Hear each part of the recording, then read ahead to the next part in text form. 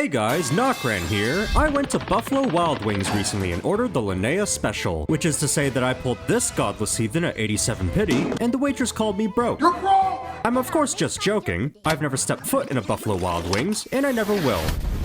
We don't have it in Canada. Fake anecdotes aside, you already know the drill. I'm farming primos for Linnea. I'm starting at exactly 6,000 primos plus 9 fates. Let's just jump right into it.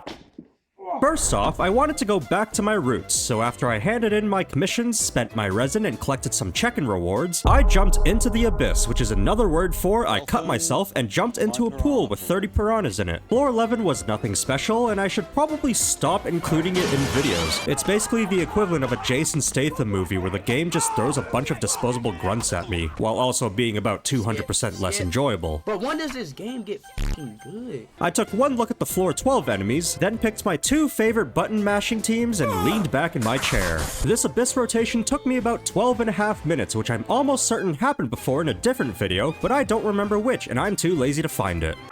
Next up was Imaginarium Theater on Visionary mode because I did not have time to level another character to 70, and I just want to say that the name is very fitting for this content. Imaginarium literally means a place devoted to the imagination, which, you know, mine is full of geckos crawling on my face as well as horse girls. But honestly, this was probably the easiest Imaginarium Theater rotation I've had so far, even if it wasn't on the highest difficulty. Will I come to regret not doing lunar mode for those extra 200 primos? I'm not just gonna spoil the video for you, I gotta keep my viewer retention as high as possible. As a creature of habit, I played some more demo where I found the shortest songs because I'ma be honest, none of them really spoke to me this time around. I did my commissions again, spent my resin, again, bought my monthly shop wishes, checked my primo count, then pissed off to China for 2 weeks. What am I looking at? I haven't the foggiest idea. And when I came back, Stellar Reunion was active, which I didn't think would happen after being away from the game for only 2 weeks. We are back, baby! And while this does help, it's still less than 2 weeks worth of commissions. Don't talk to me about the event I missed. The less I think about it, the less it hurts. I picked up what looked like half the maintenance compensation, then did my commissions twice, completed the returning player survey, like damn, I was only gone for 2 weeks. Gambling apps when they see you not gambling. I then had a quickie with a hard Stygian Onslaught. That's not the sentence I wrote down. I then quickly completed Stygian Onslaught on hard mode for some easy primos, but mostly to spend my resin. I had like half a week to get all the Outbreak rewards, and it looked like I'd be using some fragile resin as well. I'm sorry, little one. I trialed a couple members of the Pointy-Eared Club, then it was already time to speedrun the new Abyss rotation, and if you look really closely, you could almost make sense of the timeline of this video. Boo! Here to scare you. I know I just said I wouldn't be including floor 11 anymore, but I just want to edit this next part because, like all of my jokes, it's probably much funnier to me than it is to you, so here's what I originally had in the script. Floor 11 was the same, has been the same, and will always be the same. Like usual, I take it, throw it in the toilet, and shit on it. The only boss on floor 12 that slightly worried me was the type 2 diabetes thing, but after cheesing my way through the one-shot mechanic, I kinda just slapped it over and over till it died. I almost forgot I had a new area to explore. I didn't almost forget. I don't know why I said that. You can't even call this a distraction anymore because exploration is the goal this time. No quests. For now. This new area introduced a new mechanic, turning into a... what is that? Is that a chicken? Remember when I said no quests for now? Well, it's now 6 minutes later, which means getting distracted by questing. Yeah, no, it just doesn't hit the same. In this quest, I hunted a giant boar, sorta like that one in Dragonspine if you microwaved it for 2 minutes. With that 4-minute quest out of the way, and yes, it really was 4 minutes long, it was time to get back to what I came here for. That's right, another quest where I investigated Paranormal Activity 9, 10, 11, and 12, in which the only haunting thing I found was the color grading. This marked the start of the main quest chain, which was very long and very dense, so it's no surprise that I immediately got distracted from my quest by a quest in which I had to go investigate Paranormal Activity 13, 14, and fucking 15. This time set in a lighthouse. Here are 10 signs that you're being haunted. But before I go ghost busting some balls, I had to practice my aim for assassinating the... all for the low price of 3 chests and a McDonald's Junior Chicken. After making it to the lighthouse that was actually haunted, but let's be honest, Nobody cares! Nobody cares. I stopped these alerts from flashing me because this game is rated T for teen, not T for tit. Then defeated an Eye of the Storm for 3 chests, which completed the quest. I collected some achievements, checked my primo count, entered some codes, reunited with my gacha addiction, did my commissions, spent my resin, and after that SpongeBob-ass to-do list, I continued exploring. I continued the quest, which was basically BuzzFeed Unsolved, not unlike the last quest, which was basically Watcher. Wait a minute. Which brings me to flying through the game's loading screen. And look, you can sort of see the farm upstate where the old animals go. Here, let me show you. While looking around, I stumbled across some ancient artifacts that seem to originate from Liyue. So as you can see, the devs decided to incorporate the British Museum. So what? Fighters keepers, shut up! Soon after, I collected my first mnemonic cluster, which I wasn't about to mention another 29 times in this video, so just assume that I collect them all. I can be trusted. I made my way to the Temple of Space, TM, in which I used the power of my really small mousepad to open up this millennium-old crypt which contained the remnants of the Genshin anime. I got the Princessin from a standard pull, which gave me enough star glitter for another wish. Then I pretended to understand the instruction manual for this new puzzle, which caused me to lose my job on day 1. Turns out drifting a forklift is against safety regulations. But as someone with above average intelligence amongst baboons, I eventually figured it out. I encountered a time trial which Yolan would have been a cheat code for if I wasn't dog water at the video game. Copy-paste last line in script, then encountered a different time trial that had some absolutely riveting gameplay. I unblocked this statue on Twitter for a luxurious chest, fed some more of the Hypostasis' little brothers and sisters for more chests, continued the quest which unlocked the memory core, then finished the prologue of the very long quest chain I mentioned 2 minutes ago and started part 1. Or, I did my commissions and spent my resin first, then started part 1, which had me flying like a Boeing 767 through New York City toward and talking to my sleep paralysis demon, who I decided to free from his cage.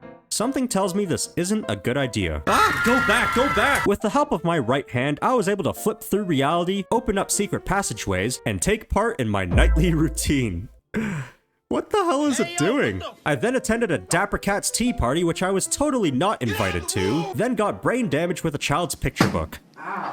And finally liberated the library from its oppressors, the Minecraft redstone blocks.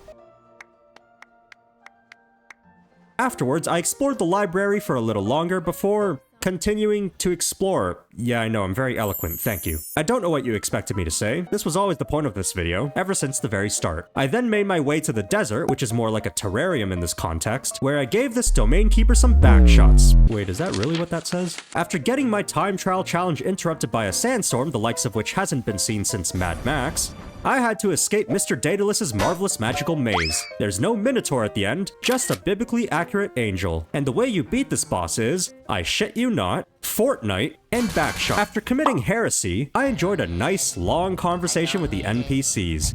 Definitely don't need it. Where we talked about neutering Paimon for the good of Teyvat. No, I didn't forget about the time trial, don't worry. You don't have to send me to the retirement home.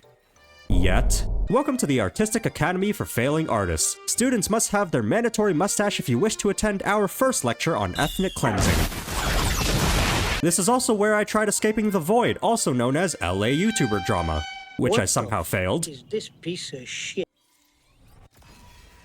I'm not gonna lie, I have no idea what this quest has been about. I just feel like I blacked out for the entirety of it. All I know is that it's really long. Anyways, I checked my primo count, spent my resin, did my commissions. See, I did them in the opposite order this time for variety. Entered some nuclear codes that got me 200 primos, then played a Miliastra Wonderland where I turned into a tornado whose only job was to destroy independently owned farmland and crops. Yes, I was hired by Big Agriculture to do it, and for the low price of 60 primogems, you too can hire me to destroy your competition and solidify your monopoly over the market. I reunited with my estranged uncle who's now 4 years sober, just kidding, he's still an addict, then finally got back to doing what I did best. That is, forgetting where I obtained the first royal seal and being too lazy to sift through my footage to find it. I proceeded to rob the royal treasury, and I think I robbed a landfill instead. I did my commissions again. Degenerate. Killed local legend Chuckle Dick, for whom I accidentally completed all 3 objectives on my first try, then I continued exploring Windrest Peak, which I 100%ed not long after, and finally got back to that really long quest chain that I keep mentioning but never actually tell you about. And it's a shame. Which fully restarted my game and corrupted my computer. I also think it's worth mentioning that chapter 2 of this quest is called Hell, which is also the alternative name for Twitter. Or wait, was it where all Twitter users ended up going? You know, I never really figured that out in the end. It might honestly be both. I killed a haunted redstone block not once, but twice. I lied, it was 3 times, before trying to escape the Upside Down from Stranger Things, as well as Season 5. This marked the end of Chapter 2, and the next chapter had me swimming through my memories, which was wildly inaccurate. If it were my memories, it'd just be a giant fuck-off blur. The boss at the end of this quest was Melancholy. That's right, we killed Melancholy. There's a BetterHelp ad placement somewhere here. Melancholy ended up dropping 3 chests, so you know, depression pays, and by that I mean it pays my therapist. With that, the quest was complete. I collected the 30 achievements that I left sitting around, the reward for being only 80% of a completionist, then raided a treasure vault that may as well have been empty. I quickly collected the achievement for breaking and entering so I wouldn't forget about it later because I definitely would, leveled the memory core to level 9, collected the rewards for it, then used my newfound treasure compass to basically cheat, because honestly, compared to the likes of Mondstadt, Liyue, and Inazuma exploration, that's what this felt like. I leveled the memory core to level 10 soon after, collected the primos, then used the upgraded treasure compass to collect every last chest I'd left on the map. You might be wondering if I have an obsession with exploration. All I'll say is, I don't need to get my dopamine fix from endless scrolling on TikTok. You know what they say? Same shit, different dealer. I fought local legend Maha, I'm not even gonna try to pronounce that, who I also fully completed first try. And 15 minutes later, I 100%ed the Temple of Space TM, which gave me the rest of the exploration achievements. I spent the next half an hour chopping wood and completing 14 furniture sets for a total of 280 primos, just so that Itlua with a silent G and a non-existent T could have a rusty crate to use as a dining table. Here's a random primo check by the way, though it's only been like 2 hours since the last one. Some more commissions, my last reunion reward, me trying to spend my resin but having a full artifact inventory, a short impromptu strong boxing session, and me blowing my brains out. I also decided to do this quest from Petrichor Fontaine called For Yesterday and Tomorrow but Never Today, Don't Ever Talk About Today Ever Again, where I gave Os the cat a new home. And apparently I was already close to finishing it because that was literally it. Just 45 seconds and 7 pieces of dialogue. For the life of me, I can't remember when I started this quest. I then spent the next minute or so petting Os because I lied to you once again. Exploration was never the point of the video. This was. I then started Linnea's story quest, in which we tried to sign Paimon up in a cockfighting competition. It was here where I finally met Linnea. You know, the character on the thumbnail. Maybe she can answer all of my burning questions. Who is Linnea? What is Linnea? Why does she have wings on the sides of her head? Did she chug a Red Bull? After Linnea chased Paimon around like I do whenever I see a cat out in public, we received a lore dump about Lumi from the hit DreamWorks animated film Rise of the Guardians. Oh, and speaking of the cockfighting competition, we found out that the other competitors include Mualani and her soon-to-be-extinct amphibious dinosaur, Ito with his beetle, Yahoda and her honey badger, as well as Lauma and herself. The competition was genuinely just playing rock, paper, scissors with Pokemon from Temu and the world's biggest handicap. Nevertheless, Ito got disqualified in round 1 because, he's kind of an idiot. Skipping round 2 because it was against some nobody brought me to round 3 against Mualani, where we actually lost because I have a brain deficiency. After getting revenge and smacking Mualani's Caholosaurus with a meteor, we met Celino, who's got some familiar features. That's right, it's 2 pounds for the price of 1 at Wingstop. We then switched perspectives to Linnea, who is lucid dreaming about that stupid job interview question. Where do you see yourself in 5 years? Her answer? Dead, apparently. No, we had a happy family reunion, don't worry. Oh, did I forget to mention that Celino is her long-lost sister? That explains the chicken wings. What does fate mean to you?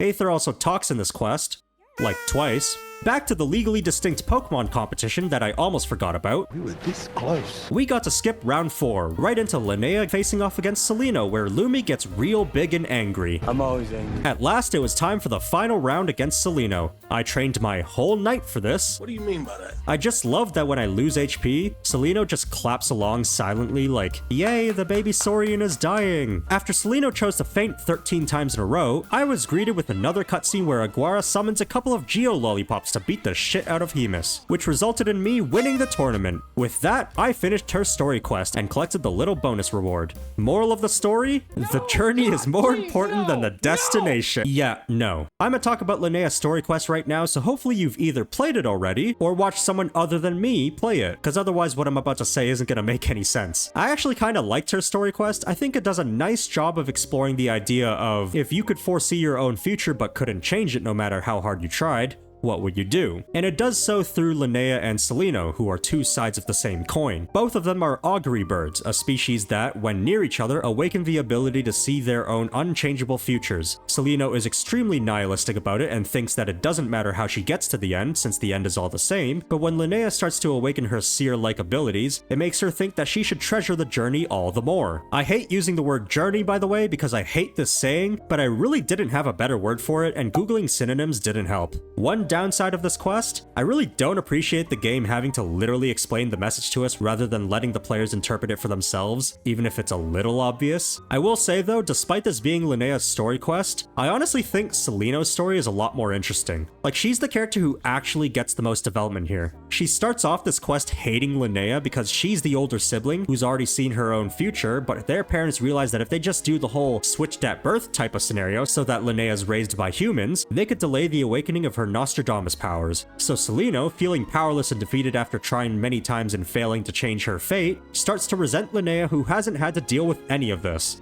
So what does she do? She travels all the way to NocRan to trigger the awakening of Linnea's abilities, just to make her suffer like she did. But when she sees Linnea all happy-go-lucky just trying to get by in life with a bunch of orphans, and clearly still coming to terms with the fact that the human parents who raised her decided to go off and find their real child, Celino kinda has a change of heart. Her older sister's spidey senses kick in, and so she starts to avoid Linnea to spare her the pain. Obviously that doesn't work, which leads to the whole heart-to-heart, and by the end of the quest, Celino, having learned from her sister, comes out with a more optimistic outlook on her life. It's a pretty nice character arc.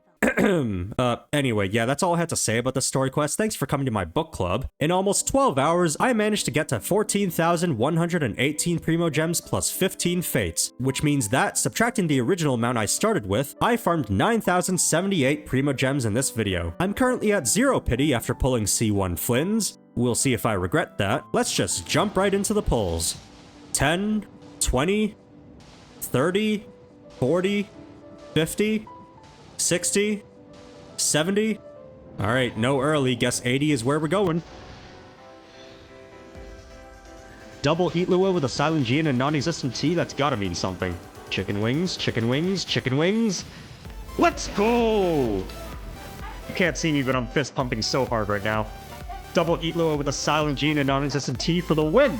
Oh damn, I even see Sixton too, that's kinda nice. Of course, like usual, I didn't pre-farm at all for her, so I guess I know where I'll be spending my resin for the next week. Well, just like Linnea's story quest, it's all about the journey, not the destination, is what I would say as cope if I lost my 50-50. Anyway, I'm off to go get kidnapped in the safest city in the world just to balance out my karma, so if the next time you hear about me is on the news, we'll know why. Hope you all enjoyed this relatively shorter Primogem farming video, and I will see you all next time.